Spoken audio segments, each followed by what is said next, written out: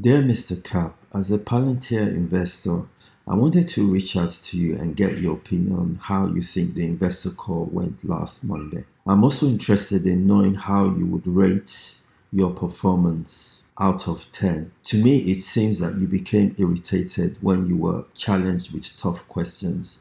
And though you may think that you can do without institutional investment, your colleague Peter Thiel may hold a contrary view to what you think. You mentioned that Palantir is pretty orthogonal to your competition, and that may be true for now. But how long do you think it will take for the competition to catch up and supersede? You later said it is my belief that this space does not have comparable providers of software. I do not believe that there is a single provider in the world that can produce our software, but they can produce things on top of our software that we can't produce.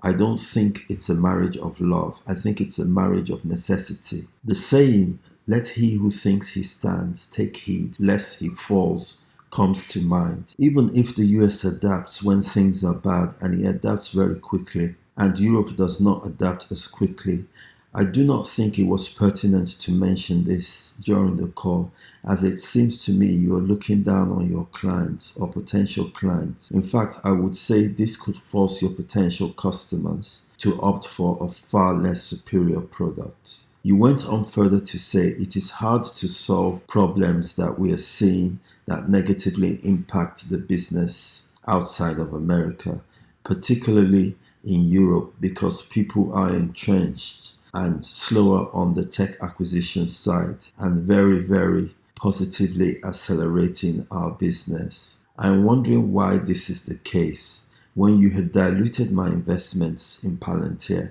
in order to bring in top sales personnel to accelerate the slowness on tech acquisition. You said we have a number of customers that we've been able to bring on board this year that quite frankly didn't like us, and it's like, but the product brought them back. And why did the product bring them back? Because the product is actually delivering value that is otherwise not available. As a 20-year-old company, I would expect that you understand the dynamics of your client base.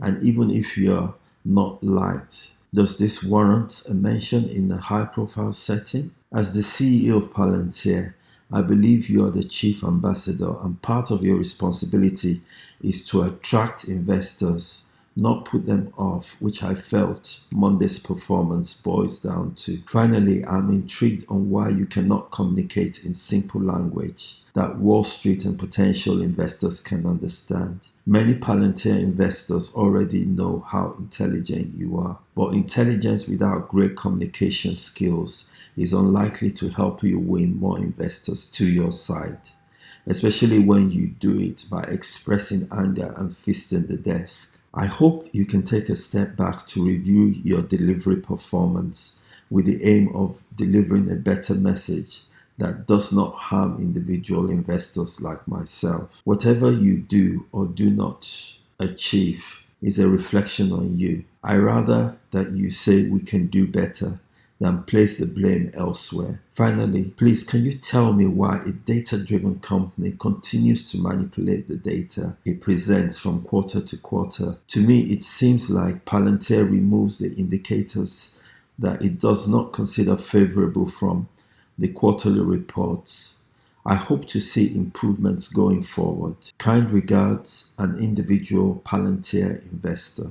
That is my message to Alex Karp, the CEO of Palantir, who had a really bad delivery at the investors call last Monday. So if you agree with me or you don't agree with me, comment in the section below and we'll talk about it. This week saw the rally from the past 4 weeks continue, and at the moment from this portfolio you can see that Unity Software is the largest profit making position, while Amazon is still the largest loss making position. Amazon, Genius Brands and Palantir are still in the red as far as this portfolio is concerned, while all other stocks are in the green. The size of the portfolio hasn't changed from last week, although the loss has increased from $120 to $357 this week. So the overall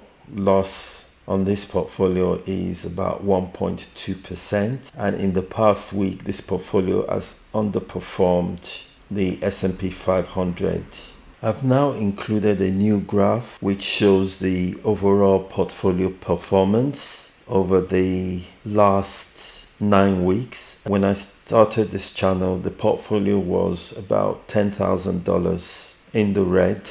Now we can see that it's just under $400 in the red, and that is one of the main reasons why staying in the market, even though all things look bleak.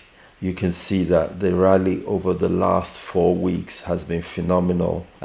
Just take a look at how this graph is looking from week 5. There's been a big bounce, and that is kind of taking us into bull market territory with over 20% increase.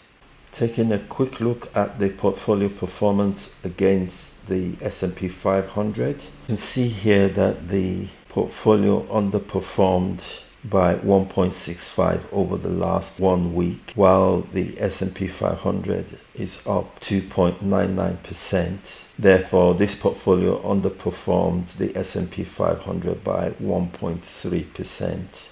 Over the last month, the portfolio has outperformed the S&P 500 by 10.48%, and year to date the portfolio has outperformed the S&P 500 by 35%. So I look forward to what the week ahead brings, and if you have any questions, any comments, please leave them in the comments below, and help this channel by subscribing and liking this video. I'll see you next week. Take care. Bye.